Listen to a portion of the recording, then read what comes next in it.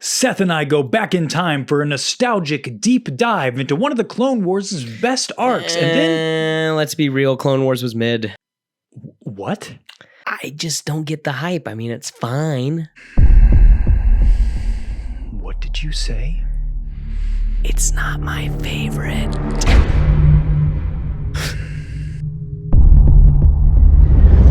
Whoa! Incorrect. Such a simple view of the universe. Let's take a deep dive into Mortis, Loki Season 2, Episode 2, and some fan questions, for there is much to talk about beyond the Dune Sea.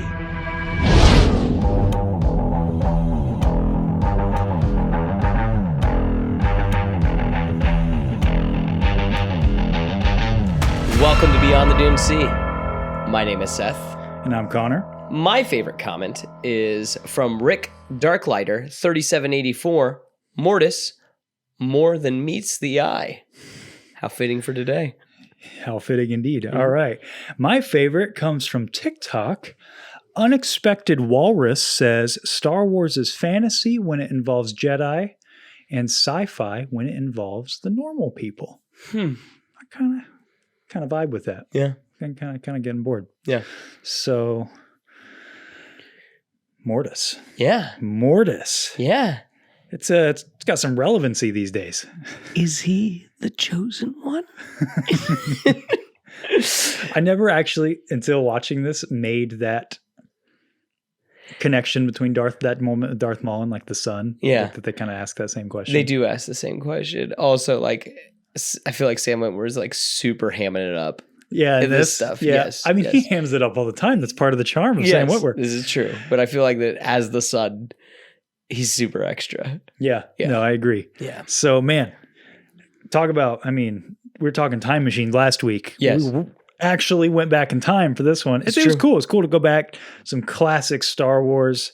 Well, not super classic, I guess, but it's like you were taught, weren't you, when this was happening? I definitely wasn't. No, I didn't watch it when it aired. Yeah. I probably watched it for the first time maybe, I don't know, 5 years ago or so. Okay. That's probably when I did my first watch. Clone Wars was airing when I was in high school. Yeah. And I was in college. And I didn't, I don't know why. I don't know why I didn't watch it. Because I watched the original animated movie from 2008. My mama brought me to watch that. But for some reason, I know why I didn't watch it. We didn't have cable. We didn't have cable in my house. No access to it. I get it. No Cartoon Network. And it was, I'm a really odd case because even though I was like the tail end of the 90s, I still did not, even though I had access, like the internet was a thing when I was growing up. We had internet, but I just had no interest in it. Up until like my junior year of high school. So I didn't look anything up. As far as I knew, Star Wars was just everything I had seen, and that was it. Yeah. So I didn't even know that there was a show airing. I think maybe I kind of knew. I maybe saw a commercial or two here and there, but I had seen Gindys when that aired. Yeah. But yeah, I didn't watch it until I was in college, and I had heard, of course, I had gotten back into it because of TFA and got me back into Star Wars. And I'm like, all right, I gotta check out what the hype is with this Clone Wars show. Cause I vaguely remember when it was airing, and Mortis was one of the coolest parts about it. So I'll I'll kind of pull everyone in. Recap. Yeah. So we watched, it's season 3, I think it's episodes 15, 16, 17 of Clone Wars. And what happens is Anakin, Ahsoka, and Obi-Wan are pulled into like this ship, and then they are pulled onto this planet where it is literally like a living embodiment of the Force. And there are these 3 beings that are known as the Mortis gods. There are the father, the son, and the sister. And literally the planet is like unbalanced because the brother and sister are kind of at odds with each other, and the father's kind of keeping them in balance together. You think it's the planet itself is unbalanced? I think that the planet itself is like a reflection of them fighting. That like when I'm summarizing. Okay. I did. It's an interesting point. Go ahead. Okay, all right. We could talk about that later. Then why would you do that? You just completely like. Why would you do that? Anyway, so it turns out that the father brought Anakin there because he had heard the legend of the Chosen One, and he thinks that Anakin will be the one that can bring balance to the Force, so he can help. So Anakin can basically take his place and keep his children at bay, which are kind of the living embodiment of the light side and the dark side. And what ends up happening, the sister ends up getting killed. And then this brother ends up getting killed, and the father ends up getting killed, and then they end up just leaving the planet altogether.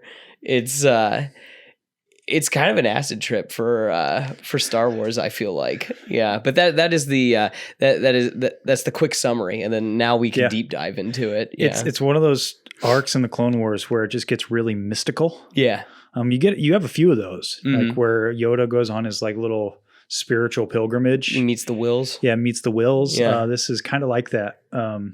And I feel like the Mortis gods over the years have become more than maybe they really are in sort of the ethos of the Star Wars fandom. Yeah. And now revisiting it, it's like, oh, it's a little bit more, I want to say almost concrete. Like they're not quite as big, as I think current Star Wars is making them out to be. Yeah. It was definitely interesting going back and watching it again. Yeah. Now with the knowledge that we have. Yeah, from like Rebels and now Ahsoka. It's very fascinating. I think that because we know that George came up with the idea, Filoni built on it, and then Filoni didn't write the episodes. Another writer wrote the episodes. Forgive me, I knew Chris something wrote the episodes. I forget the name. I apologize. But I think that Dave just really liked that and then took that into Rebels. Yeah. So he like built on it more, and then now whatever he's doing in Ahsoka, right? Yeah.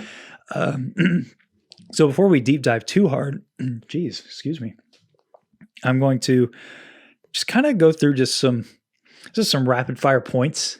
Just like, hey, this was cool, or hey, this is something to think about. Points that I wrote down while I was watching the episode that maybe don't fit into some of the bigger topics we're going to talk about. So first of all, man, how nostalgic was it to go back to the Clone Wars and just listen to that intro theme? Yeah. Hear Yularen. Yeah. It always gets me, by the way, to hear Yularen's like narration, knowing that he's such a jerk in the Imperial age. Oh, yes. That he, grows into that. Yeah. He's the leader of the ISB. We see him in Andor, he's that guy. And it's like, whew, that dude's rough. Yeah. There's a really interesting comic with him and Anakin, where Anakin is like, he goes against Yularen's orders, because he's like, I'm a Jedi and we're about protecting people. And Yularen I forget what he was going to do. He had some sort of battle that he was, it was some sort of tactic that he was going to do, but it was going to cost a lot of clone lives and maybe civilian lives. And Anakin was like, no, we don't do that. Yeah.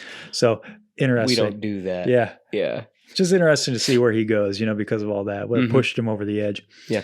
But I love the little quotes too, like balance is found in the one who faces his guilt. Like that's really cool. One thing that's interesting, like the distress call, not used for 2,000 years. So the Mortis gods used an old Jedi distress call, not used for 2 millennia. Mm-hmm. That's pretty crazy. So that they've been in this like temporal realm for at least that long. Yeah. And 2,000 years in the grand scheme of things is not that long. So that's kind of interesting. Like why 2,000 years? It's older than Yoda. It is older than Yoda. And I wonder if maybe that's why, is to explain like, well, Yoda would never have known them. Yeah. I just thought that it's like, it's old, but not as old as you would think. Yeah. So I thought that was interesting. So there's a lot of clues that this is outside of the galaxy. Like Obi-Wan even mentions that. Yeah. No, I think it is. Now the question is it literally in another galaxy, like Peridia? Is it there? Or is it outside of a temporal realm and in like pocket dimension, like a world between worlds or something? Yeah. That's more where I'm sitting, is it's kind of in the world between worlds in a way. Yeah. So because it kind of closes it all in on itself when they pass on, because again, like as you kind of derailed me earlier. Sorry, my goodness, I'm sorry. The actual Jeez. planet was at war with itself because the inhabitants. Well, the reason I said so is because I don't think it's at war with itself. I think that there's it's a cycle. It's life and it's death. balance, and life and exactly. Death and As night destroys and then daylight heals. Yeah, it's going back and forth. So it's kind of an ebb and flow. Yeah. I thought it was weird that they get sucked into a giant holocron. That's a weird detail. Yeah. It's like a big diamond thing. It's like a big pyramidion. Yeah. That's odd. Yeah. Why not get sucked into a planet? Why not just have the planet be there and they arrive and then they have the conversation with Rex where Rex is I don't see you guys. I don't see a planet. Yeah. It's weird that they get sucked into a holocron first. Yeah. And why is it red? That's all of that's weird. Is that the sun? I don't know what to make of that. The father says he brought him there. Yeah, I know. And so I don't know what to make of that. Yeah. That's kind of a strange thing. I don't know how many people will get this reference, but I thought that the daughter kind of reminded me of the Isu from Assassin's Creed. For those of you who may get that reference, there you go. It's an ancient race of people in the Assassin's Creed universe. She looks very similar. I was getting very AC2 vibes from at the end of that game. I won't linger on that for too long. I said this. Mortis itself is a great cycle. The seasons change. I thought that was interesting. This thing from Qui-Gon, I love Qui-Gon's inclusion into this story. It's cool that Liam Neeson came back and did the voice. I love that. Yeah. I love that Liam's here. Mm-hmm. And what I love, something that he says is, I am here because you are here. He's always with Obi-Wan. Yeah. But he can just see him here because this is a conduit for the Force. Right. Yeah. So that was a neat little detail. I love that line because he also says something similar in Kenobi. Yeah. Where he's I've always been with you, Obi-Wan. You just weren't ready to see me. Yeah. Which is an interesting, come to think of it, Ahsoka kind of expands on that. Maybe Force ghosts cannot so much appear to people as people have to see them. Yeah. Yeah. So that's an interesting concept. Mm-hmm. Well, it's interesting too that you remember when Obi-Wan says in Empire too that he's when you face Vader, you got to do it alone. I can't get involved. That I think that there are certain things that the ghosts can't, even him appearing to Darth Vader would really affect that situation. Mm-hmm. So I think that there are situations that they can't get involved in. That's an interesting concept, isn't it? Yeah. That only Force users can see Force ghosts. But then again, there is a thing in a book, right, where somebody goes to Exegol, to Mustafar, to Vader's castle, and Anakin helps her out, his Force ghost. I don't think she's Force sensitive though.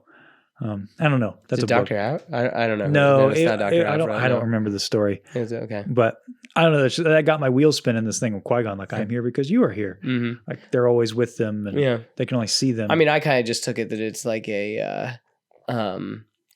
it could be the Force showing him because it is Obi-Wan. That's what Obi-Wan wants to see. That's what Obi-Wan can accept. Yeah. Yeah. That's a thought too. Yeah. Yeah. Yeah. So another thing that I thought was weird, Shmi. Yeah. Which that's the same actress too. That was cool. The son kind of masquerading as Anakin's mother. Weird kind of scene there. But what gets me about that scene is what's that? Nah, it's just what'd you say? It got weird. It did. It got real weird. Yeah. She calls Padme the poisoner. And then the father later tells Anakin to beware his heart. That's weird to me because the whole why does he fall to the dark side? I know that, but the father is also telling him you need to stay your path because you will do so again. Eventually, he clearly knows that this is what he'll do. Yeah. So why does he tell him to beware his heart? Yeah. That's part of this path. I mean, because it's ultimately his heart that saves them. Yeah, it's true. But be wary about it. I think that's the whole thing. Okay. Just to maybe just a advising warning. him caution. Yes. Yeah, that could be. I just thought that was interesting that both the son and the father give him the same warning. Mm-hmm. The son in the form of Shmi and the father as he's dying. It's literally what he says. I thought the future Ahsoka scene was interesting because she had the same fears that we just saw in her show. Yeah. Like, hey, your master sucks and he's going to continue to suck and you're going to be just as bad as he is. Well, she also made it seem like that, hey, if you keep going down this path of the Jedi, you may not even end up, because if she was in Revenge of the Sith, she could have very well died. Yeah. If she was hanging out with Anakin. Mm-hmm. Yeah. So that's all. So that was cool. I know people have long debated the Leku issue because they're like really long. It's just a different design. Yeah. And then they went back on that. So, yep. The other thing that I thought was the son sounds like Palpatine. Did you notice this? Because I know Whitworth voices Palpatine. Yeah. In the show. No, I mean, I have here that like there's a lot of similarities to what he's doing and what he's saying. Yeah. Like it sounds very Palpatine-esque. Some of the lines he says is like Whitworth's actually inflecting exactly like Palpatine would. Well, I think it says he's getting more and more like accepting the dark side, because it's weird that like they like from episode 1 to 2 that it's like you're falling, you're accepting the dark side, and he's like, I can't help it, I'm loving it, Dad. And it's that it's like you shouldn't have brought him here. It's just again, that's one of my issues with all of this. Yeah, and I'll kind of rapid fire a couple more of these, but like the Sun's Tower reminded me of Orthanc, by the way. So already seeing some Lord of the Rings. Oh yeah, dude, it was totally like Isengard. Yes, totally like Isengard. And then Dark Ahsoka. I'm not gonna lie, that cringed me out a little bit. Just that like, oh, finally 2 Jedi. Like you brought this up earlier, 2 Jedi, finally a challenge. Yeah, and her like chuckle, it gave me like Harley Quinn vibes, and like I don't want that to mix with Star Wars. Yeah. And that's kind of something with this whole arc. The writing is not as tight as what we're used to now, which is a good thing. Star Wars has grown. Yeah. Well, I mean, again, this is season 3 of Clone Wars. No, I know. They were still finding their footing and stuff. It's a good thing. It shows that the show and the franchise has grown. Yes, everything's grown. There are definitely things where I'm like, oof. Did you also notice there are twin moons? I did not notice that. It's an interesting thing, right? Yeah. Just some musical cues, like a soft battle of the heroes when they're in the well of the dark side. Yes. Mm-hmm. That was pretty cool. Yeah, you heard Palpatine's theme when Anakin's mother visits him. Yeah. And then the last thing I'll say here before we get into kind of our more deep dive, were their memories erased or not? Anakin's like were at least of the vision. Yeah, when the son showed him the future. Yeah. So for those who might not know, the son shows Anakin a vision of the future of what he will become. Yes. And he basically sees everything. Yeah. Like what he sees, basically his fight with Obi-Wan. He sees himself killing the younglings. Like all that stuff. Killing Padme. Yeah. And finally it ends with a sick shot of like the clouds swirling around him and it forms the helmet of Darth Vader. You and you hear the breathing. Yeah. And I love his inflection. Blanter does a great job where he says, I will do such terrible things. Mm-hmm. And the son's like, yeah, man. Yeah. That's how it is. But if you want to avoid it, and he gets the Sith eyes, it's funny because he falls to the dark side the exact same way he does. It's so weird to me. I don't I think that by the 3rd episode, I think it's overstayed its welcome, if that makes sense. Yeah, and it could be tighter for sure. Yes. That it's like, because it's so weird because I'm like, well, what does that mean exactly? That he's fallen like... We could deep dive into all that if you really wanted to, but I just it is so strange. Well, he falls to the dark side for the same thing. Like his vice is like, I want peace. I need to bring peace. But I mean, he needs control. But what does that mean that he's fallen to the dark side now? Like in episode 3, that's the most powerful he's ever been. Hmm. Is he at that point now?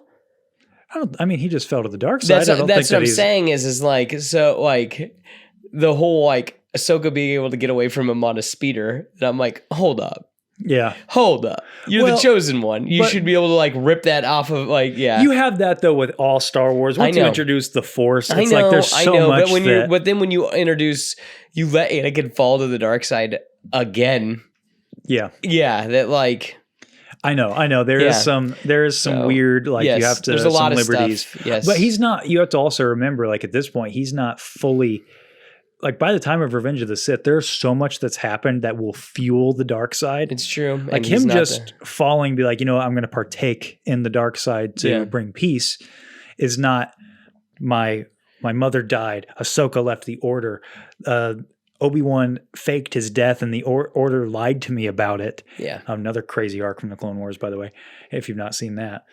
And then the Padme might die and they tried to kill Palpatine and all of this stuff. At that point, there's so much for Anakin to be like, screw this. Yeah. I think in this moment in Mortis, he's not that powerful because he just falls to say, I have to avoid this. Yeah. If that means I got to turn to the dark side to do it, then I guess I do. Yeah. So to deep dive a little bit, one of the points here, I think that this arc in general, this is Anakin's Dagobah. Like Mortis is Anakin's Dagobah.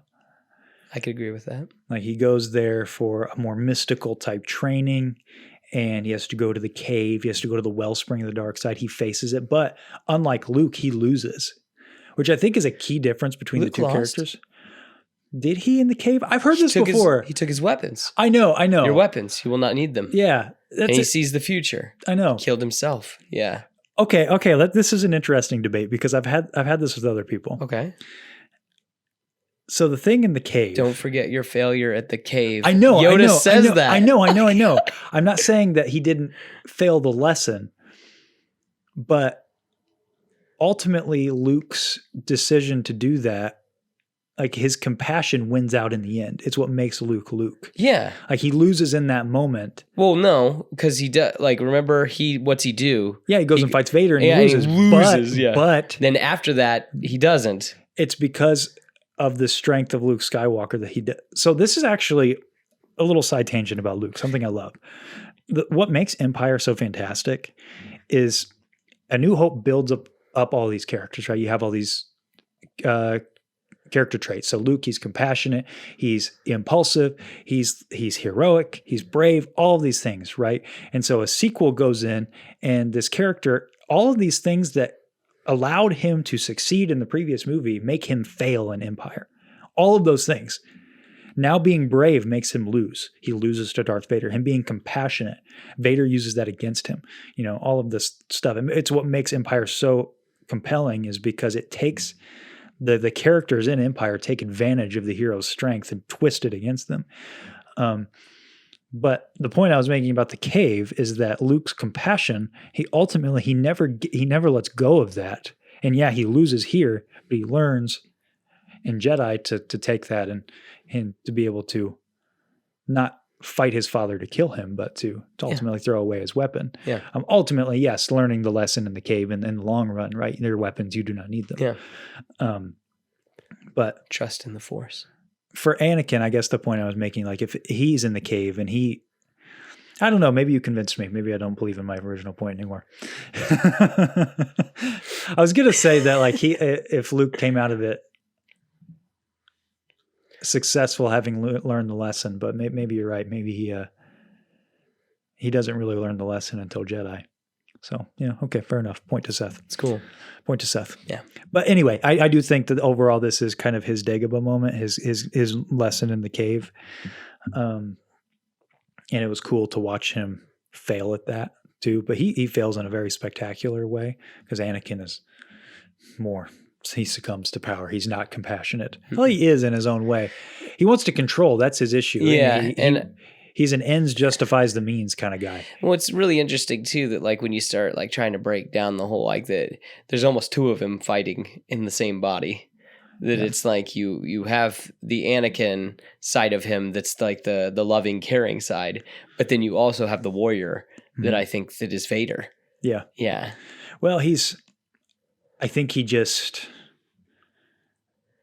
Anakin at his core is somebody who he has both a son and a daughter within him. Yes. Fighting. So, yeah. We've been speculating on the show with Ahsoka. Yeah. We've been speculating that is Anakin the father, right? Mm-hmm. Is he the father as he assumed his role? Because that's what he goes to Mortis for. Yeah, and the father that's what the father wants him. Yes, he wants him to take his place. Yeah.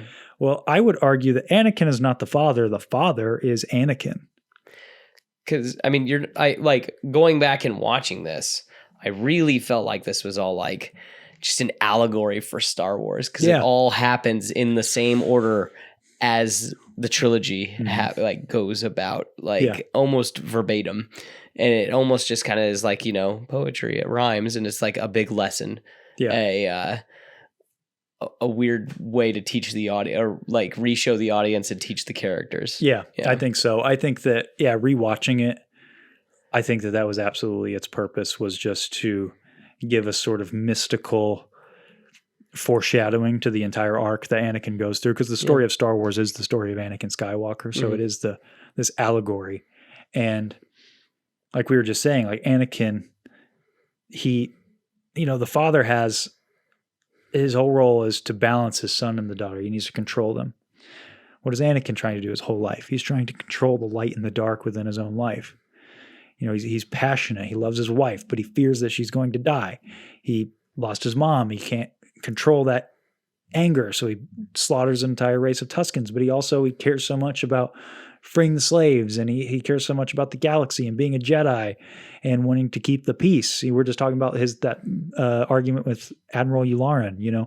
It's like that is constantly at war in Anakin's mind, and he is constantly trying to keep them both at bay, the son and the daughter. Yeah, just like the father is constantly trying to keep them at bay. Because if he were to let them go, it would be chaos for the entire galaxy. Exactly. I know, because it would be chaos. It would mean destruction for everything if Anakin just let it all go. Yeah. Yeah. And it's interesting, how, like the daughter dies first. Yeah. Right? The Jedi are killed first. Yes. The Sith, the son, they go next. Yep. And then Anakin, the father, goes last. Yeah. Right. But in order to kill the Sith, the father had to sacrifice himself. Exactly. Darth Vader had to sacrifice himself to kill Palpatine. Yeah, I know. And it's this like bringing balance through fire that's really interesting. Like I'm sure, like when the father brought him there, it was, okay, you need to take my throne and assume the position. Assume this position. But really it was this cleansing, kind of like a forest that gets overgrown. There are controlled forest fires. This is how and once you do that, then it blooms with new life. Yeah. Or population control, like in hunting season or something. All these things are good things. Like death is an ugly thing, but it is also a natural part of life, as Yoda says. Do not mourn for those who join the Force, as he tells Anakin in Revenge of the Sith. And so that's, I think, ultimately what happens with Anakin and with the father, as he dies. And there's the one thing that's different, though, that's really fascinating, is when the father dies, because he sacrifices himself for his son in a weird way, right? Because he loves his son, but he knows that if his son goes out, he'll destroy everything. And so what he does is the son's power, kind of like Thor and Odin, the son's power is flowing from the father. So if he destroys the battery, there is nothing for the son to siphon power from. Father. Yes. Seppuku's, basically. Yes, with a special God-killing dagger. Right. And then Anakin basically finishes them both off. Yes, but he says, he runs them both through with his lightsaber. And then the son says, "So you have betrayed me, Father." And then the father says, "And now I die, my heart broken."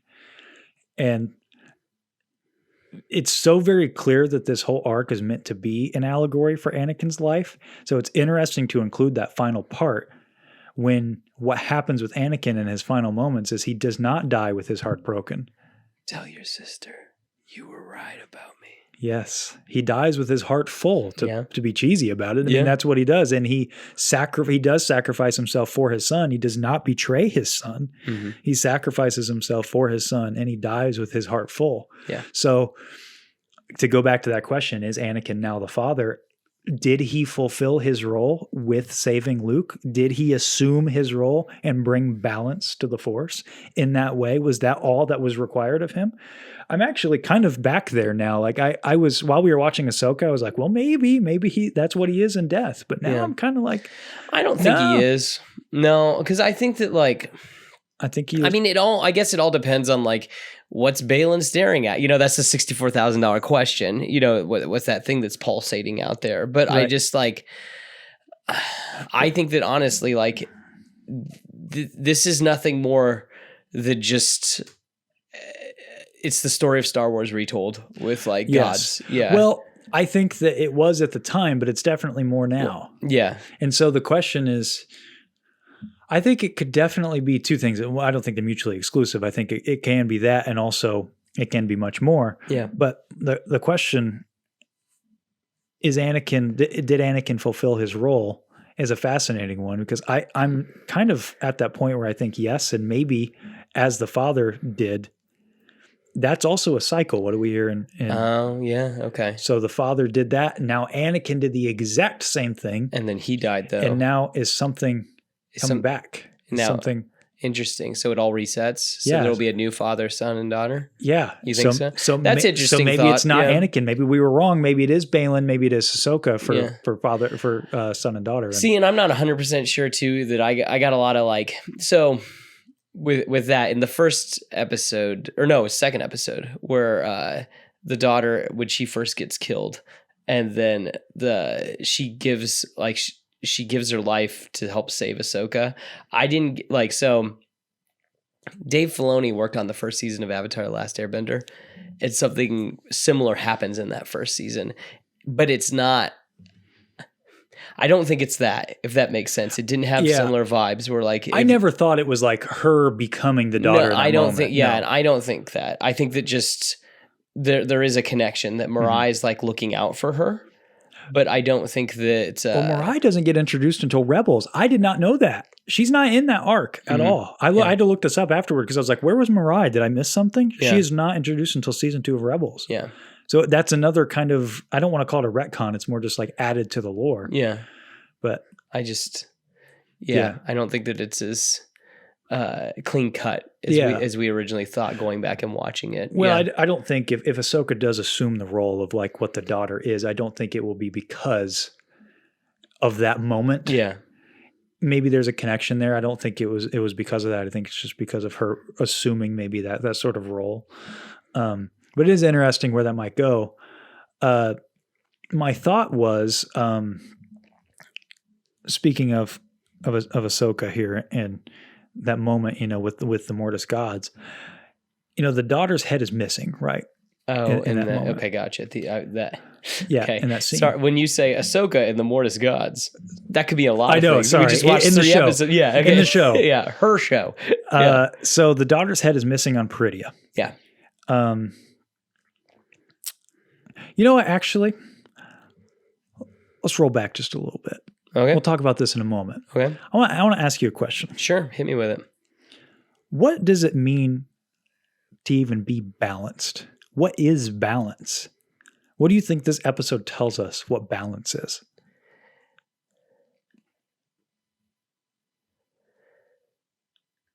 It's a tough question. It is. And like, what do you mean in a Star Wars like In a situation? Star Wars way, like what in 'Cause- Star Star Wars? What? Because there are so many questions. Like some people say the balance is no dark side. Some people say it's a perfect mix of the two. Yeah. It's what is I think balance? I think it's even playing field. I've always thought of it as that like, so what's Order 66 do? Like, so there's only 2 Sith. What's Order 66 do? It wipes out most of the Jedi, all except 2, really. Except for I know, yeah. but let's look at it like that. It's just basically Obi-Wan and Yoda, and then they go, and then it's Luke and Leia, and then then the Sith take themselves out, and it leaves that. That's how I've always kind of seen it as, is that it's like, keeping things kind of equal. So I thought that too, but I'm now maybe on a different side of this coin. So if we really look at some of the dialogue here with the son, right? So the daughter is the light side, right? Yeah. She's selfless, all of these things. She definitely gets less screen time Yes. than what the son does. Because she's simpler. Yeah. The son, though, the father says a couple interesting things throughout him, warning him not to be consumed by the dark side. Yeah. But if that is his nature, why would he warn of that? And why would he not warn the daughter to be weary of the light side? If his goal is to keep them in balance, and if it truly is both of them as a yin and yang, why does he warn the son of that? Because I think that like the daughter doesn't attack; she protects. Like what would the son be doing? The sun, if he continues to fall down to the dark side, he's just going to destroy everything. But again, that's a contradiction here, though, right? Because if it's truly True a balance between yeah. the two. So here's my thought: if you look at Mortis itself, the rise and fall of the life, Mhm. right? Think of I think that maybe I'm getting close to what this is here. Maybe the sun is a representation of he's supposed to be. Maybe the opposite is more life and death rather than light and dark. And so there's death and destruction. We're just talking about earlier how like death is needed. It's part of that cycle, but you can take advantage of death. You can take advantage of destruction, and that's the dark side. You know, he can needlessly kill, and he can needlessly. I was going to say, death can happen naturally. Exactly. Or you could shoot somebody with lightning. You could exactly. Yeah, so that's what I'm saying is maybe Mm-hmm. his role, you know, as if you look at him as this kind of force of nature, almost like the Grim Reaper, right? I almost thought of like Davy Jones. So have you ever watched Pirates of the Caribbean? Yes. So you know how Davy Jones becomes a monster because he abandons his job. He has a job to ferry the souls. Mm-hmm. But he's not doing that. But he's not doing Makes that, him so a he becomes a squid monster. man. And so he takes advantage of his supernatural abilities, basically. And he becomes the monster. Mhm. So in the way I kind of look at the sun, kind of the same way, where he is supposed to be sort of an arbiter of this death and destruction, but he is being so consumed by taking advantage of his supernatural abilities that that's what he's kind of becoming the monster. And so, you know, why does this matter? You know, what's the difference? Is this just semantics?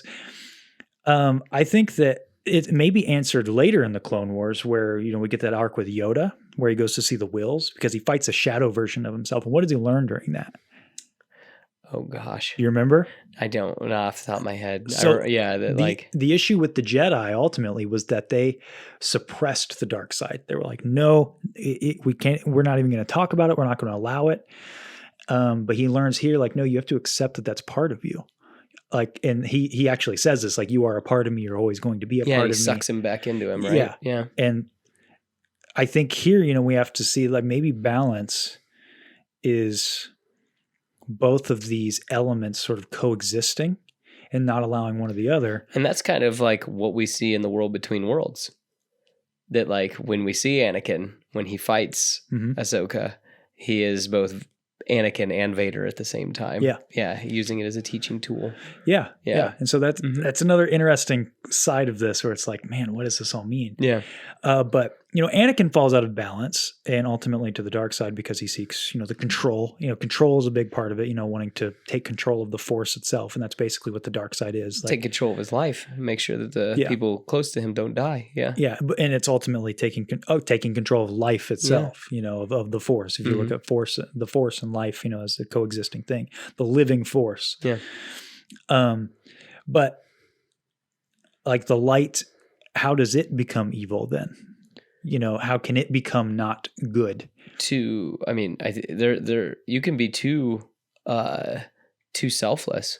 Yeah, and you they're don't too take passive. Yes, and you don't get involved. You don't. You know, who's a great example of this? Of being too passive. We've been talking about her for 9 weeks. I was about ready to say Ahsoka. Yeah. Because she runs away from her problems. Yeah, because she's so afraid of the dark that she won't get involved. Yes. So like that is how the light can also be a force for evil. Yeah. So it's an interesting way to look at these two things. And you know who I actually think has the best view of this, believe it or not? It's in my not so favorite Star Wars movie. Mr. Johnson? No. Oh, a character not that in that movie. Oh, okay. Snoke, when he says darkness rises in the light to meet it. Yeah. I wonder if the light side, so like this is actually a point that Thor Skywalker on YouTube, if you ever heard of this guy? Yes. On YouTube. He's a really good channel. Mm-hmm. I want to read a little bit from him because I think he has a great point of this. That the Jedi inherently, like when they're assuming they're not corrupted, okay, they're like the daughter in that they already kind of keep those who take advantage of the Force at bay. Yeah. Right. Keepers of the peace. Exactly. Keepers of the peace. Yeah. And when the Force is, quote, operating properly, there is only the Force. There's not the light side and the dark side. This is his perspective. And I think he's right. And only when things are out of balance, that's when the dark side and the light side begin to emerge. my addition to this point is I think that it's always the dark side that comes first and the light side has to come to meet it. Yeah. And it's always that kind of clash. So like, what do we see? The Jedi start to become very passive. They start to getting involved in like political affairs and all this stuff in the prequels and generals in an army. Exactly. Yeah. And they lose their way. Yeah. And so the darkness rises. Yeah. Palpatine, and he rises. And then what comes to meet it? Luke Skywalker. Yes. A New Hope. The New Hope comes to meet it. Yeah. And then it's reset. The balance is created once again. Mm-hmm. And then if you look at it this way, I think you can kind of appreciate what happens with Rey a little bit more. Yeah. Because the First Order is created and then Rey rises to meet it. And so Rey is a response by the Force to say, no, we're going to, the light needs to meet the dark. It always needs to meet the dark. Mm-hmm. And so that's how balance is created. And so the problem becomes is when your arbiters of the light becomes passive. And so it's interesting how the Jedi, over the years, they did not answer the call. And that's what allowed the darkness to kind of creep in. But I think that's kind of, I don't know. I kind of agree with that perspective that Thor Skywalker makes, that when the Force is quote unquote operating properly, there is only the Force. There's not the dark and the light. There is no light side. There is only the dark side when it comes up, and then the light side kind of manifests because of it. As a response. Yeah. Okay. And so I can kind of get on board with that. It's kind of an interesting perspective because it's, it adds a mysticism sort of back in, in places where it was removed. And it creates a cyclical nature, and also creates a need for maybe a new chosen ones. Yeah. Where you can look at like Anakin was the chosen one to end this at this time. This big thing. Because I mean the rise of the Sith, that was a multi-generational issue. Like this was you're talking thousands of years of buildup here. Yeah. And then Anakin finally puts an end to that. Yeah. I think that is a monumental feat. Yeah. Right. And I think that if you want to look at Rey then as like sort of her own chosen one in a way, I don't think she's so much a chosen one, but it's a, because I have issues with this, right? Well, I remember thinking that in like back when the sequel trilogy was happening. I'm like, oh, maybe we will get that backstory. That'll be kind of like to bring it up again. That an Avatar comes to meet a threat, basically. That maybe a chosen one rises to meet a threat. Yeah, because I know that's a lot of people's issues, right? Is that it diminishes Anakin's sacrifice, and maybe it doesn't. Maybe it's just these things just keep happening, and you always need that. But Anakin created a great reset, and now there are these kind of small little pocket conflicts. Yeah, and so I don't know. Maybe that's cope. You could say that, right? Yeah. But at the end of the day, I do think that the general concept of the darkness rises, the lights to meet it. I think that's a pretty good way to explain it. I kind of like that. Yeah. And so to circle back around to my point about Peridia and the daughter's head missing, I wonder if on Peridia, on the planet, which by the way, is the Peridia the galaxy or the planet? I never did get that cleared up. I think it's the planet. But is it the planet? Yeah. I think. So I don't know. Yeah. So on this planet, I wonder if the darkness rose and there was no light to meet it. And that's what happened to the whole planet fell into darkness. And that's what happened because there's no life there. There's none. Yeah. And so it's literally a graveyard. And to once again connect it now that we've seen this Mortis arc again, that's the big thing with the planet of Mortis is this cycle of decay and of life. That's not happening on Peridia. It's only death. Yeah. There's like some grass. That's about it. That is about it. So Purgle bones everywhere. Yes, right? Night sisters that have been buried for centuries. Yeah. It's weird. It's wild, man. It is. I honestly I watched it twice and I just was like, man, what is he trying to tell me with this? Yeah. Like honestly, where I was like, it is a tough nut to crack. And I assume that as the story continues on, it will make a little bit more sense. But I think it's still, at the end of the day, just a cool nod to Star Wars as a whole. Yeah. Because I don't think that there's anything more to it than that. Mm-hmm. Yeah, I think that really is all there is. At least at the time, that's all there was to it, was just a fun way to tell that story. And I'm curious where they go. I will say, man, I didn't expect to do so much Ahsoka talk on today, but something I am worried about that with Dave to give a little critique. I noticed this while rewatching Rebels, and now with this arc too. No, he didn't write these episodes, but Dave isn't the greatest closer in my opinion. Excellent world builder, great with characters, like brilliant with characters, but he likes to overall leave plots, things open. Yeah. Like the Rebels, the way it ends, is you have a lot of this Mortis stuff there, and the ending to Ezra's character is great. Ending with Thrawn's character is great. With Kanan's character, fantastic. One of the best things in the show. All so good, but the way the actual plot ends, it just feels like it all happens so fast. And it makes me a little worried setting up all these grand ideas. Like, please take your time, tell the story. I really hope that he nails it. But it makes me just a little nervous. Yeah. Because that is one of my worries for him as a writer, now that he's actually writing the story himself. You know? But yeah, it's something you said before we start recording that I kind of agree with. As much fun as it was to revisit this, I yearn for the days when it was just rescuing princesses and Dark Towers. Yeah. Yeah. It gets real, like, it just gets wild. That's the whole thing. You got people turned into griffins and giant bats, and you got like their people pulling out their laser swords, and people just be like, no, and making them shut. And then you got mythical daggers that kill gods. That it's just like, it's wasn't wild. This a family drama? Basically. No, I don't mean to be too critical because I love the Clone Wars so much, and I love this arc, but we've been talking for weeks now, about like Abeloth and gods and monsters, and it's like, man, I do miss it. I do miss the little guy, the simplicity of it. Yeah, street level stuff. And I know that I've heard that from people the past few weeks, like in our comments too. About people saying, man, it's gotten to be so much. And I know this is kind of how Legends ended up being, where it got to be so much. Got a little crazy. I'm not super worried right now. Yeah. But it is a lot. It is a lot. We're still in a really good pocket. Yeah. Time.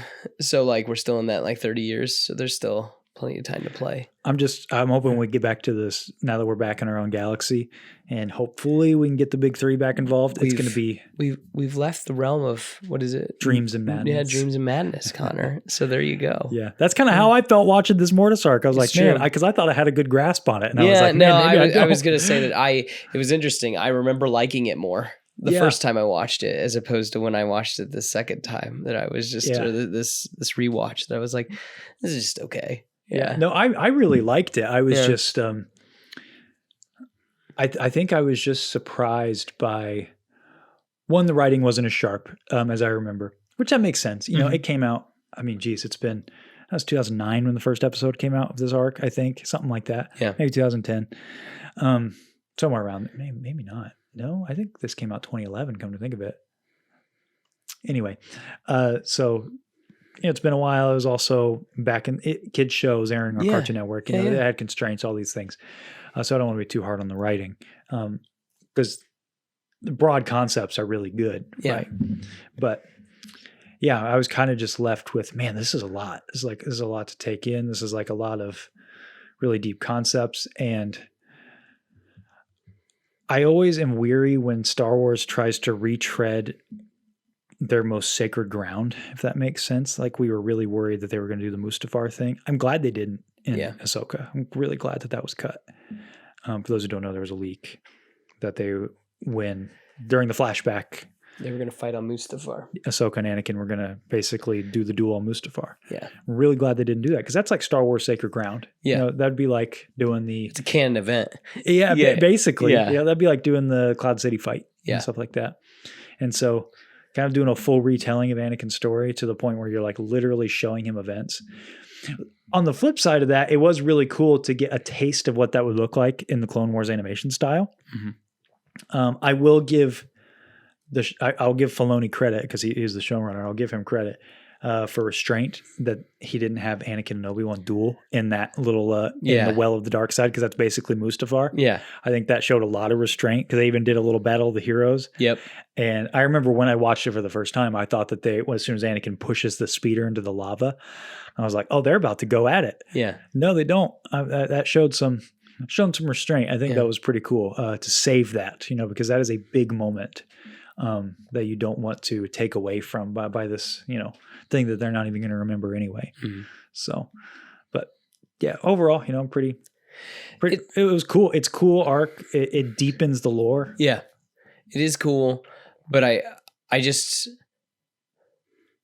I've never read too much into it, and I'm hoping that as things keep getting written and things like that, it can stay like that. Yeah. If that makes sense, and that we as fans, we don't have to read too much into it. Yeah, it's It fun is- sometimes to yeah. not know. Yes. Like Well, Yoda's I species. just don't want to keep building and building and building. You know what I mean? That it's like, I don't know if it needs to be built upon much more. Yeah, like we That don't. they need- can stay just an allegory. Yeah. Yeah. Yeah. Yeah. But no, yes, like Yoda's species, like you were saying, it's good. He's just Yoda's species. Yeah. Don't need to know. I'm kind of, after watching this arc, I'm kind of hoping that maybe after like the next thing, like for the future of Star Wars, like what does this mean? I'm almost kind of hoping that the statues don't mean that we're getting more gods. It's more just a remnant type of thing. Yeah. Well, that's what I took it as, is that they're just, that these are literal statues to them. Maybe that because I mean, they've been around forever. So more than one thing probably knows about them. Yeah. So yeah. One thing I will mention for the future of Star Wars involving this arc, a couple things actually that I had forgotten about. The father fades away. Yeah. Like the Obi-Wan son and the does. daughter don't. No, they stay. That's interesting. It is. Like what happens there? And also if they say a few times they're in a temporal realm, so outside of space and time. So I have a few questions about that. One, why does it matter then if the father dies? Because if they live outside of time, then that's confusing. Yeah. And also, if they live outside of time, then could someone in the future still find them? Yeah. Because could they find them before they died? Like before Anakin showed up? Like Again, it's just- a weird. I wouldn't be asking too many questions. I know, right? Yeah, But that's the whole that's thing. still like that's a Yeah. Well, we know that they're part of the mythology of Star Wars. Yeah. So like they were on the walls of Lothal. Mhm. And I don't think that it's too out of pocket or like outside the box to think that someone built statues of them on Peridia. no. Yeah. I'm not saying Yeah. that. I'm just saying I'm just thinking about the future where this all goes. Yeah. I'm thinking if the father fades away, like the Force Ghost do, he's part of the living Force. Now he's yes. Maybe can to be he appear as a Force Ghost? Yes, or reincarnated in some way, like you kind of said. Yeah. Yeah. Maybe that's where this is all. Maybe we don't need to read that too much into it. Maybe that's all it is because the father fades away. Balin will just find a Force Ghost of the father, Maybe. and the father will be like, "Yo, what's up, man?" Yeah. And then they'll Chit chat. and they'll do something. I don't Yeah. know. And Or something he else fades away, and then there is balance for a time or something like that. I don't know. Yeah. It could be. Yeah. And I'm also back on my original theory that mountain is the font of power and the pool of life, because that's not on Mortis. I thought it was. Yeah. I thought that I don't even know why I know that, Yeah. but that's a thing. You look it up on Wikipedia and it says it, but like the font of power is like a chalice, Yeah. and there's the pool of life that you bathe in for the light side. So that's not on Mortis. We don't see it. Yeah. So maybe that is what the mountain is. Yeah. So if those are truly well springs of the light and the dark, maybe that's where Balin is heading. Yeah. Is to find those things. I'm kind of back on that train now. I Maybe. don't know. It's kind of, on one hand, I'm with you where I'm like, let's get back to pirates and smuggling and princesses and all this stuff. But on the other hand, I'm like, what does this mean? Yeah. No, I got What are you saying, Dave? What are you trying I to just- tell us? I try to think about, again, I say this all the time. I'm very practical with the way that I think about the future of Star Wars. And if I'm Dave, if I'm Filoni, I clearly really like this arc. Yeah. Because I did a bunch of stuff with it in Rebels, right? Yeah. I built on it, and now I'm building on it again here. So I'm constantly going to be going back to this arc and referencing, because he said he has a bunch of notes from George himself about this. Oh, really? Yeah. Interesting. Because And I think the arc is very vague. it is. Yeah, Yes, extremely vague. Yeah, it's super vague. But there's a few things that are very, so the things that are said and the things that, like, that's why I bring up the temporal realm thing. Like, why say that? If it's, that's not vague, they say that. Yeah. Like, why do the Sith holocron? Why are they like pulled into that? You know, that's not vague. Well, it is vague. That's the point, right? Yeah. It's weird.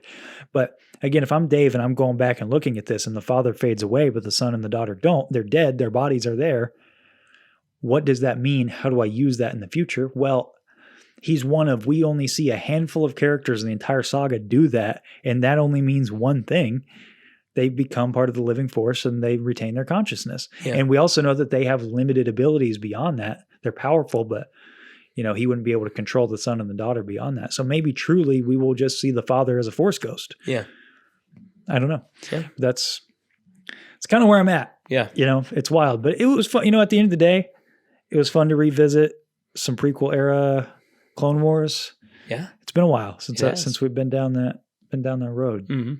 So pretty exciting. Yeah.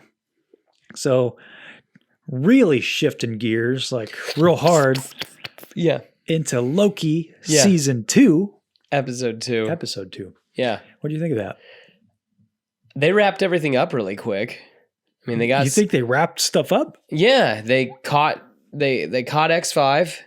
They caught the one lady. Sylvie? What? No, not Sylvie. The one lady that was blowing up all the timelines. Yeah. X5's like weird mom thing. And then they got Sylvie back on their team. Like, I thought that would be like a whole nother episode. Yeah. Okay. And now I'm kind of like, wonder where we go now. I know that like, because we saw in we know that in the first episode, we saw that in the future, everything's falling apart in the TVA. So we know that that's eventually going to break what Obi's working on. Uh-huh. Yeah. And I know that we need to find whoever, whether it's Renslayer or he who must not be named, they're the aura or whatever to go to open the blast doors or whatever. And we know from the trailer that they do find him back in like the past somewhere. Yes. Yeah, it's it almost just felt like that we missed an episode or something like that. You think so? Almost. Because like a lot got accomplished. I just told you like we could have we could have done a whole episode of getting Sylvie on the team, or we could have done a whole episode of them like trying to locate. Yeah. Okay. Yeah, because like they came in already and knew X5 knew where Sylvie was. Interesting. It's just my thought. No. Yeah. It's interesting to hear your thought. Different perspectives. Oh, okay. All right. Because to me, I think I liked that it was fast paced, but at the same time, like I felt like that we were missing some scenes. That's all. I didn't feel that way. I thought that they were wrapping up enough of the mystery, because that's a tricky thing with a show like this. There's like so much mystery. Like, what is going on here? And so you have the thread in the first episode about the future, right? And you have what's going on with that Scottish lady, what's going on with X5, what's going on with He Who Remains, what's going on with Ouroboros, all that stuff. Yeah. And so you need to wrap up a little bit every episode just to like keep your audience engaged. So I thought that they wrapped up enough. I do see what you're saying. They could have kept a couple of those threads going. Yeah. But I also see at the very least Sylvie had to jump in. Yeah. Like, she's a main character. You got to get her in the fold. Yeah. I do think the one thing I will agree with you on though, she joined up quick. Exactly. Quick. Yeah. But then I guess she went back right at the end. Yeah. What was she holding, by the way? What was that? I think it's He Who Remains Tempad. She took it from him. Remember, it's like a little orb. Oh, shoot. Yeah, his looks different. Yeah, it's not a little orb. It's just like a circle. It's like a disc. Yeah, it's a disc. There you go. That's right. Disc. Yeah. Okay. Good call. Good catch. I forgot about that. Yeah. Yeah. Hiddleston is just, him and Owen Wilson are just good stuff. Acting their tails off in good this show. Stuff. It is a nice return to form. It's very, very good. Yes. That scene, the interrogation scene with X5 was excellent. Well, and then the key lime pie scene. I liked the pie scene too. I saw people making fun of that on Twitter. Really? Yes, they're just going, "This is where we're at in the Marvel universe," and I'm like, "This is great. It was great stuff. This is good stuff." Here's a little detail that this is going to be like the one thing I get into is, so when he corners X5 in the beginning, and the shadows are holding him, that I'm like watching. I go, man, it's really cool that the helmet is Avengers 1. That's my favorite helmet. And then I just go, he hasn't gotten that far in the timeline. He only knows the Avengers 1 helmet. Yep. I'm like, good on you, Marvel. Good on you. Yeah, that I was totally they like answered that for me all within one moment. I think it's doing a better job than season 1 did, because I love season 1, but one thing that I didn't like from season 1 is that they kind of make Loki go through his entire character arc in like 10 minutes, because they're like, because he's from Avengers 1, but he needs to be the guy from Endgame. Yeah. How do you do that? Well, show him all, make him watch a slideshow. Yeah. They make it work, but it's my one critique. And in this episode, I like the conversations we get. Oh, I'm a villain. Yeah. You know, but also lost my cool. Threw Tony Stark out a window. Yeah. And that's another one of those things. Strategic. Yeah. I mentioned this a few episodes back that like some shows and movies have a hard time writing like really old characters. And like, so their sense of time is going to be way different. Yeah. And so, something like literally taking over an entire city. Because you're mad at your brother and your dad. Yeah. Like that is something a god like Loki would say. Yeah. I appreciate that kind of dialogue. Yeah. That's not just it may seem like a little throwaway line, but it's very informative to that type of character. And I really appreciate that. Yeah. I still think that I need to see more of a villain Loki. It does seem too much. Too much like he's a good guy. Yeah, it seems too much like in-game Loki. Yeah, like I could see this from that guy. Yeah, but I can't see this from Avengers Loki. Well, this one's in love though too. I know, and that's weird to me too. Why? I think it's perfect, to be honest. It makes sense because he's Loki. Yes, I know, he's just in love with himself. That it's still weird though. It is. It's odd, but I think it totally works. I know. I'm not saying it's a bad thing. It's just weird. Yes, but no, I'm digging the show so far. Man, it's the set design and all the filmmaking that's going on. Like story aside, like what is going on? How the camera moves and stuff. Yeah, it's legit. And love or hate Marvel, that is the one thing that they usually don't get right is like it's a machine. Well, so this is how I describe Peyton Reed. All right, like so he's a typical Marvel guy that like he did Ant-Man, right? Yeah, he did Ant-Man. He's also done some Mandalorian episodes. Yeah, he did Mandalorian episodes, but he's like this is how I kind of feel like he's part of the Marvel machine where it's like, all right, I'm going to get your shots. I'm going to get it under budget. It's not going to be the craziest looking thing, but it'll be everyone's going to understand it. Yeah, exactly. And that's what, but like this is like, and not to mock him. I don't want you to think No. I think I was going to say, because I think that he's really good. No. I could never. Right. Yeah. And I'm not saying I could do better. It takes a talent to do that. It does. Yes. An extreme talent. Yes. It's like a TV approach. Like when you're doing a serialized TV show that's running for like 15 seasons or whatever, you get a rhythm. It gets a rhythm, and you start to lose some of those like Supernatural. I didn't want to say it because we say it all the time. You can say it. Yeah. It gets a rhythm. It almost becomes a parody of itself. Yeah. It literally does a couple times. Yes. And it's actually those type of episodes that I really like from that show.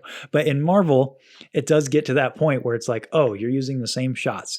It's a beam in the sky, right? It's always the same. So it's nice to have a show like this where they're trying some stuff. Real out of the box. Yeah. We're getting some really good performances. We're getting some I cannot overstate how great the music is. Like when you think Marvel, good score doesn't usually go with that. Like, the dun dun dun dun, like you know that, but can you hum another theme from Marvel? Yeah, Iron Man theme. And then there's the Guardians theme, I guess. Yeah, I was going to say that they didn't use in Guardians 3. Weird. Yeah. There's a couple. There's a couple, but as many movies as there are, you should be able to name more, is my point. I was going to say, the Spider-Man one. That's true. That's a good theme. Yeah. That's a good theme. Yeah. But anyway, the music, though, is top-notch. Yeah. I didn't notice the filter thing as much. It was there, but that orange room was ugly, though. Yeah. It was really hard on your eyes. Yeah. My wife actually pointed this out because when they get to the pie scene, it's gone. Cool. It's very cool. It's because it's cool. Yeah. And I was like, okay. And I should have researched this, but I didn't.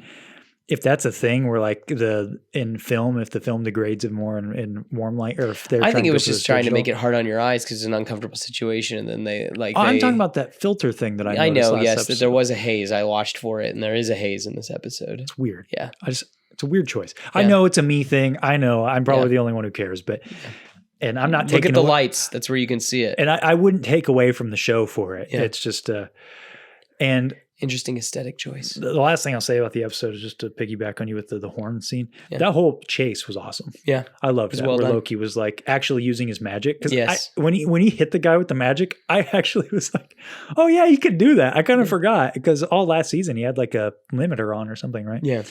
So good stuff. I'm looking forward to, which again, I apologize. We release these on Friday. We're actually recording this one on a Monday. So we're always going to be over a week behind on Yeah. Loki. Sorry. Yeah. So sorry. We'll have to catch up on that. But- Alas. Yep. So before we head into fan questions, which we always love doing the fan questions. They're always so much fun. Next week, just want to start getting you guys jazzed and thinking about it. We are doing a tier list of all things Star Wars, canon Star Wars, shows, movies, just the stuff that's on screen. We're not going to do games or books or anything like that, but all the shows, all of the movies. We got a request to throw in Gendy's Clone Wars from BC_Scrubs. I saw your message. We might throw that in there, even though it's not canon, just for the funsies. I think it still fits for the most part in canon. Yeah. Yeah. So get hyped about that next week because it's going to be some primer to like some of our thoughts on some of these things that we've kind of alluded to. Yeah. What are our thoughts on Andor, the sequel trilogy, the prequel trilogy? You might see Seth The and I OT. butt heads. Yeah, I was going to say, we could fight like Yeah. the day we met. Yeah, it's going to be fun. Which brings us into our first question. What a segue. From @ILikeTacos42 on YouTube. I usually pull these from Instagram.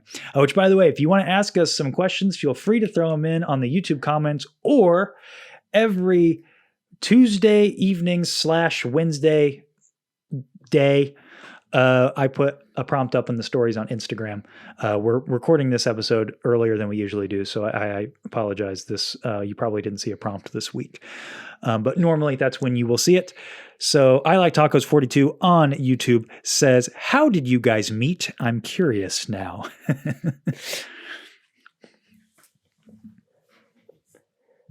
Oh It was a dark and stormy night. yeah, Yeah. No, it's a lie. We met in a toy shop. it was a toy store. It was a toy store. So That was it. our mutual friend Yes. Mike, Yeah.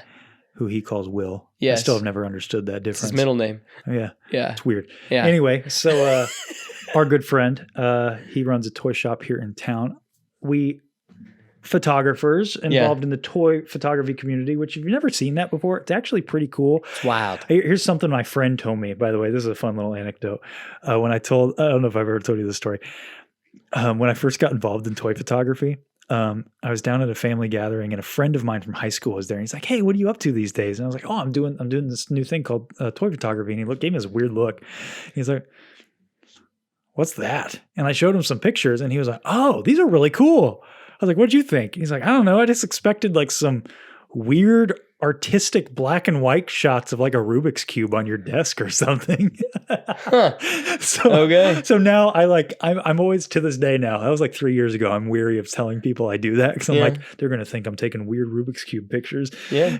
But yeah, that's why if you see, I always have my link or my press pause photography, shameless plug, and him at Laird Geek. You'll see his. If you're interested in checking out the toy photography community, it's some fun stuff. Yeah. It's a fun way to imagine, Yeah. new scenes and stuff from It's your true. favorite. So yeah, we kind of met in passing. Oh That yeah, was it. back to that. Back to the Yeah. question. Yeah. Yeah. So what was the first time we met? Do you even remember? That was it. Is that Was like we were just kind of we were gathered around and we were chit chatting, and then it was like, "Oh hey," and it was like, "I do this thing," and you were like, "Oh, I'm thinking about doing that too," and then you showed me some of your pictures, and I was just like, "Oh, I'm never gonna get there." Oh my And then gosh. so Oh it was my like, gosh. yeah, and then it was like we'd keep running into each other at the store. Yeah. Well, I Yeah. remember our first real conversation. I was showing Mike my old Batman movie. Yeah. Oh, and you then were I think there, and you were like, I did that too. And I was Yeah. like, what? You did one of those? And it was weird because you filmed in like the same locations I did, but like 10 years before I Yeah, did. it is weird that like It was like the same story, but Yeah. just in a different time. yeah. So I have also made a Batman film. Yeah. Yes. That, yeah. don't ask about them. We're not showing you. We don't need to talk about it. Yeah. But yeah, so that was, I think at that moment, The it was genesis. it was like, oh, well, this is interesting. It's like we're kind of got a similar story, but Yeah. just a little bit different in age. And then we Mhm. just kept seeing each other. And then it was like, hey, you want to come take some pictures? And then you started coming over. We started taking pictures together. I think our Yeah. first one was we did when I picked up that 501st Clone Trooper.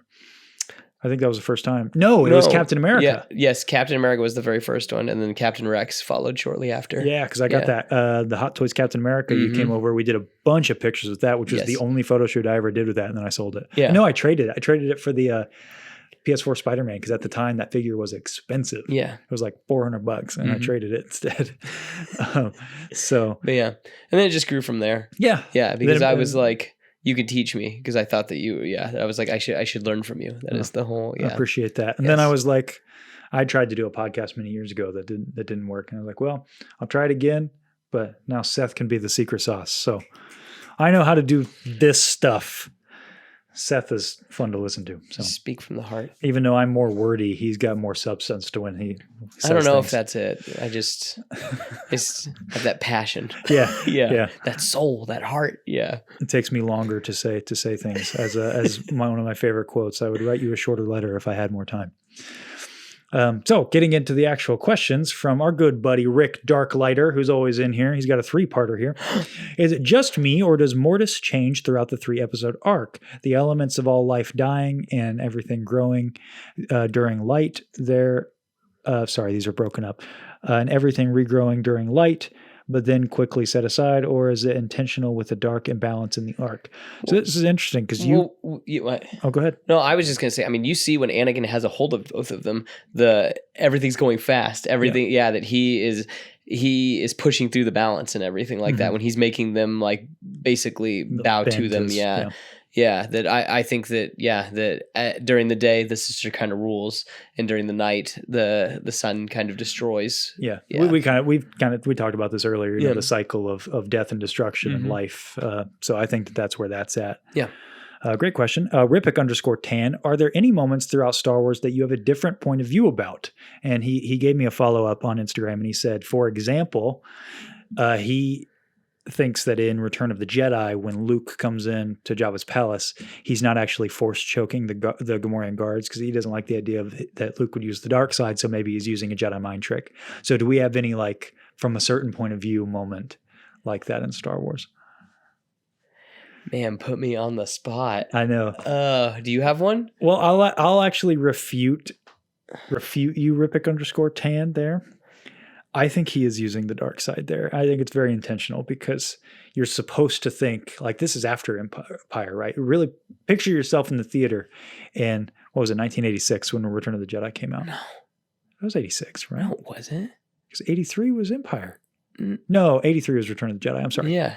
I got them mixed up. Yeah. Empire was 81. Return of the Jedi was 83. Yeah.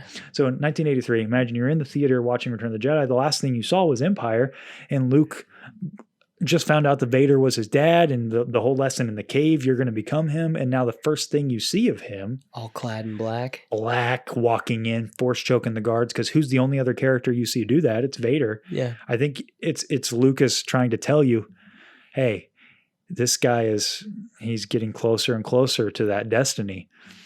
And so I think he is using the dark side there, because he does use the dark side later too when he fights Vader. So he's not. Yeah.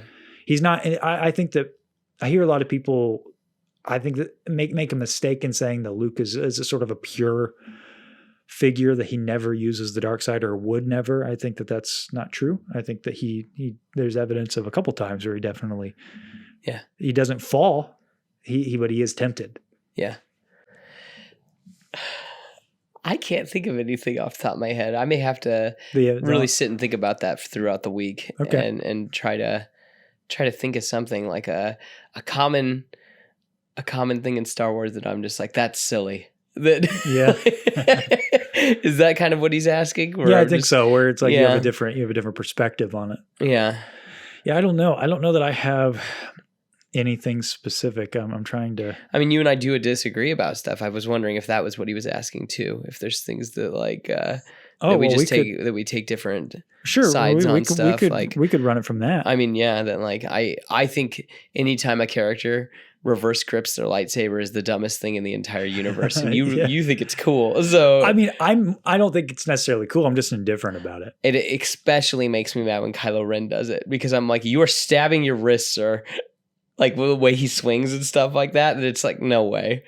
Yeah. No way. I actually forgot that Kylo Ren does that. He does, and I don't know why. That it's just, it's fine. Whatever. It's fine. Yeah. I'll think of something throughout. I promise. We'll come back to that. Yeah, we'll keep this in the back pocket for next week. Because I know that there is stuff that I'm like, no, that's silly. That like, oh, here we go, I guess. That like in Clone Wars, here's one where people go like, Ahsoka's that strong that she's able to defeat Darth Maul. I don't think that it's that she's that strong. I think it's also that he's that wounded from being in half that he can't tap into he's just not as good of a fighter as he used to be. Vader. Yes, that he's just not as good of a fighter as he used to be. And also we learned from the Ahsoka show, she's that's all she is. Yeah, she is a weapon. That was what she was trained to be. But I just feel like that's part of the reason. That's why he has Savage Opress. Savage Opress was the muscle for him because again, he's not the fighter that he used to be. Yeah. Yeah. So that comes to mind that I remember people being, or I remember watching or reading an argument about that on Twitter and just being like, no, it's because he's only half of him that has to have play some part of it in it. I don't know if this counts, but this is like, I don't really like it when people do like, this isn't canon to me, like the sequels aren't canon, or this isn't canon. I don't really like when people do that, but I do have one where I do that. Oh. It's the comic where Vader rides that weird creature into Exegol. Yeah. And he learns about Exegol ahead of time. And I don't like that at all. I don't like that Vader learns about Exegol. I don't it causes I can get on board with Exegol, and I can get on board with somehow Palpatine returned. I can get on board with that. It's not. It's just the fact that Vader knew about it. Well, and didn't try to warn anybody about it. Well, yes. Yeah. Because I was going to say, like, I can. One of these days when we talk about the sequels, I'll mention it's not Palpatine returning that I have an issue with. It's how it's done. Yeah. So I think that backfilling content is okay to like improve upon that. I'm perfectly fine with that, but I do not like the Vader knows about it. Yeah. So in my mind, I don't know if this really fits your question, Rippick, but I'll take it as that anyway. In my mind, that doesn't happen. That's a vision that Palpatine has, or I don't know. That doesn't happen. Vader doesn't know about Exegol. Okay. Or at least he doesn't know what Palpatine's doing there. Maybe he knows something's there. I don't know. Something exists out there. But I really don't like that comic. That's. I don't feel very strongly about it. Like, there are things I don't like in Star Wars, but I'm fine with it. Like, I made it clear, like, TLJ is not my favorite movie. I've made peace with it. It's fine that there are things I do like about it, Yeah. But that comic is probably my least favorite canon Star Wars thing. Yeah. I really don't like it. Matt66801 says, will Anakin officially take his place as the father in Ahsoka? Yeah, we kind of talked about this. We don't need to rehash the whole thing. I know we keep flip-flopping on this, but I kind of think maybe no. I don't think so. Yeah. I think that he's going to be with Ahsoka. Yeah. Yeah. Just kind of stick by, just like Qui-Gon sticks by Obi-Wan, Exactly. Obi-Wan sticks by Luke, Anakin sticks by Ahsoka. Yeah. I think that's probably how this is going to go. And it's poetry. It rhymes. We get this in Legends too, where you can't be a Force Ghost forever. No, I was going to say that's in Heir to the Empire. That's in Heir to the Empire. Yeah, Obi-Wan can't stay forever. Yeah, it's in the very beginning of Heir to the Empire. Yeah. Ben is like, hey, and I don't know if we have any canon representation of that, but I wonder if Vader's spirit gets injured or whatever, and that's why he can't appear to Kylo Ren. I know that was speculation. I don't think that that's like a confirmed thing. Okay. But I wonder if you're intrinsically tied to the people you love, like we just mentioned, you can't really appear to everybody necessarily. I wonder if now that Obi-Wan has moved on, and now Qui-Gon is kind of part of the Cosmic Force now. Yeah. And Obi-Wan will do the same, after a certain point. That's kind of a curious thought. Yeah. I don't know. Star Wars Sith 66, great YouTuber, by the way. Thank you for your support these past few days. Awesome, dude. Do you think Filoni is teasing us with Abeloth calling to Balin? Maybe. No, we've chatted about this. Yeah, maybe, but I mean, everybody's thinking that though too. So that's why I'm thinking that maybe he throws a curveball. Yeah, because the world is talking about Abeloth this weekend at a birthday party that she was brought up to me. That was just like talking about, well, what do you think about Ahsoka? And then it was like, Seth, if I say Abeloth, do you have any idea what I'm talking about? And I was like, oh, the mother. But everybody came to the same conclusion. I don't think that, like, we were getting a bunch of people on TikTok that were like, you're just saying it because everybody else is saying it. Like, no, I think everybody just made the same conclusion. Like, because it makes sense. Yeah. So I rolled my eyes jokingly just because we've talked about it a lot here. Yeah. She's not our favorite part of Legends. Well, it's like what we said earlier in the episode, that it's just like she's one of those really, really fantastical things about Star Wars that like just she's a galaxy-wide threat that is, it's a lot. It is a lot to take in. So yeah. Maybe. I'm going to go with maybe. I still think it's very much in the realm of possibility. Yeah, maybe. But I think at the very least he's unlocking some sort of force. Yes. Like not the cosmic force, but like some sort of force, whether it's like the Yuzong Vong or like Abeloth or something that I still think the Yuzong Vong is a good idea. Yeah, that it could be like, or like I'm thinking like the Flood in Halo, where it's like something that will shake the core of the galaxy, basically. That he's going to unleash it and break the balance. Yeah. And we mentioned this a couple episodes ago. If Balin is like a dark Aragorn, he's like unlocking the undead army. And if it's the Yuzong Vong, that also would give another excuse for Ahsoka and Sabine to go back to the other galaxy. Because I'm still, I know if I've talked to a few people on Instagram about how, no, they're coming back, you're crazy. And I'm like, maybe Sabine, but I still think Ahsoka. I think she's over in that sandbox. Maybe she bounces back, but I'm not sure. And then last one, Kitson Official. What are the purpose of the Mortis gods? I know they check in on Abeloth, but what else?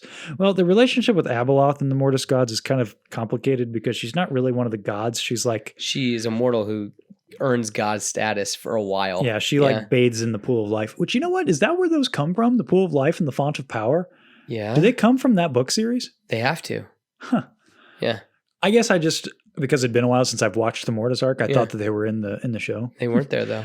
So she basically gets corrupted because of it. She and becomes this monster, this unkillable monster. Yeah. But what's the purpose of them? As we described earlier, I think just very core, they're an allegory for the life of Anakin. Yeah, they're retelling the tale of Star Wars, but just in a bite-sized 20-minute episode. In an in-universe explanation, I think that they were representations of the light, the dark, and the balance. Living embodiments of the Force. So thank you once again very much, everybody, for your questions. We always love answering them. So much fun. And cannot wait for next week, man. I love tier lists. They're so much fun. I think everybody likes lists. Yeah. Are we bringing back the board? We are bringing back the board. Do you guys like the board? Nobody told me if they liked the board. So, I'm not sure about this. Do you want me to actually give us both one so that you can put yours and I can put mine? Or are we going to fight? I think we have to fight. We have to fight? We have to fight. We got to fight. Yes, Let's do it. We do, yes. Okay. The board's not big enough. So unless you get me my own board. Okay.